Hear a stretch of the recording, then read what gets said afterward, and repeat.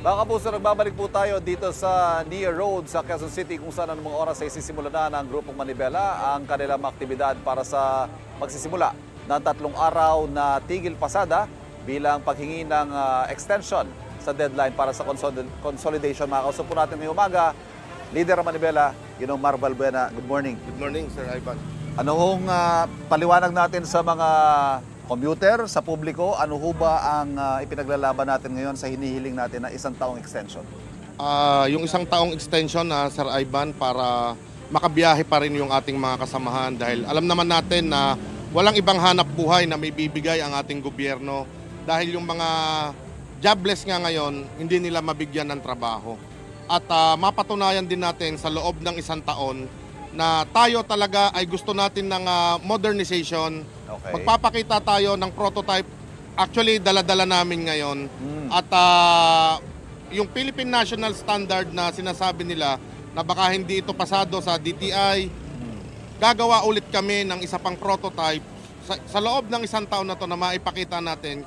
Kung mas mabilis po namin itong magagawa, Sir Ivan, ay mas makakapag-produce kami ng mas marami kung tutulungan tayo ng ating gobyerno na makagawa ng mas marami sa pamamagitan ng mga subsidies. Balikan ko lang yung binanggit nyo kanina sa simula ng statement ninyo. Hindi kayo tutol sa modernization. Ito'y pagpapakita ng sinseridad na kayo ay willing sumunod sa isinusulong na jeepney modernization. Tama po kayo. Yung iba po na kooperatiba o kahit sa Magnificent, mas nauna pa po kaming nakapag-modernize ng aming sariling sasakyan na gawang Pinoy. Napanatili natin ang ating kultura, ang iconic look nito. Yung sining ng malikhaing Pinoy nandito na hindi po nawawala. Sana ay ito ang matugunan ng gobyerno na tayo ay matulungan. Ang sinasabi ho ng gobyerno, actually ilang beses na lang na sinabi to, nakailang extension na tayo eh. Ano ho kaya magbabago sa sakali ibigay itong 1 year? Ano ang aasahan natin mangyayari sa susunod na 1 taon? Katulad po nung sinasabi namin, nakagawa na kami ng prototype. Bakit hindi ito ina-approve? Kahit na noong nakaraan pang administrasyon, ano po ba ang meron? Bakit hindi tayo pinapayagan? Kaya isang dahilan na hindi po kami makapag-mass production dahil nga po hindi ito maaprubahan ng DOTR, LTFRB at ng DTI. May pag-uusap pa ho ba nangyayari? Ang base ho sa mga nagiging panayam, talagang yung deadliest deadline na yung April 30 eh. Wala pong nangyayaring komunikasyon between DOTR, LTFRB and sa transport sector, lalong-lalo na sa Manibela, na sana ang hinihingi natin sa ating Pangulo ay ma-extend talaga itong ating mga prangkisa, mga provisional authority at masabi natin na tayo po ay sumusunod sa PUB Modernization Program. Again, never po kaming tumutol sa pagbabago sa magandang adhikain ng ating pamahalaan na mabago yung makina ng ating mga jeepney, pero sana yung sinseridad ng ating pamahalaan, ng ating Pangulo, ng DOTR, ng LTFRB, makina lamang po ang kailangan natin na Euro 4 compliant, na hindi po talaga mausok na sinasabi, talaga pong 100% na talagang nakasuporta kami doon sa programa. Panghuli, para sa kaalaman ng publiko, ano-ano ho magiging aktibidad ninyo ngayon hanggang sa mga susunod na araw na maaaring makaapekto sa kanila?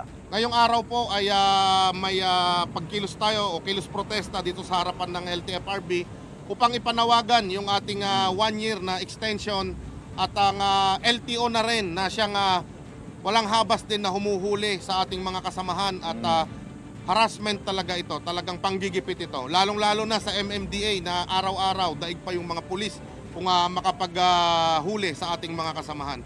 At sa ating Pangulo, sana ho ay mapakinggan nyo kami dahil ang nakarating po sa atin, ang sinasabi daw ng DOTR at LTFRB, ayaw daw talaga natin ng modernization, kasinungalingan po ito. Kasinungalingan ito, napakalaking kasinungalingan. At sa ating mga mahal na mananakay, humihingi po kami ng paumanhin, paulit-ulit po para din po sa inyo ito. Katuwang po ninyo kami dito na sa darating na mga panahon na hindi po kayo mahirapan sa pagbabayad ng pamasahe at lalong mas gumanda yung pagsiservisyo ng aming mga jeepney at mga drivers. Salamat, Kamar. Maraming salamat po. Nakausap po natin Ginoong Mar Balbuena ng Grupong Manibela. Samantala, bukas po ang unang balita para sa pahayag ng LTFRB, ng DOTR, kaya hindi na Malacanang tungkol po sa mga sinabi ni Ginoong Mar Balbuena. At yan po ang latest mula dito sa Nia Road sa Quezon City. Kapuso, para laging una ka sa mga balita, bisitahin at mag-subscribe sa GMA Integrated News sa YouTube. Sa mga kapuso abroad, samahan nyo kami sa GMA Pinoy TV at sa www.gmanews.tv.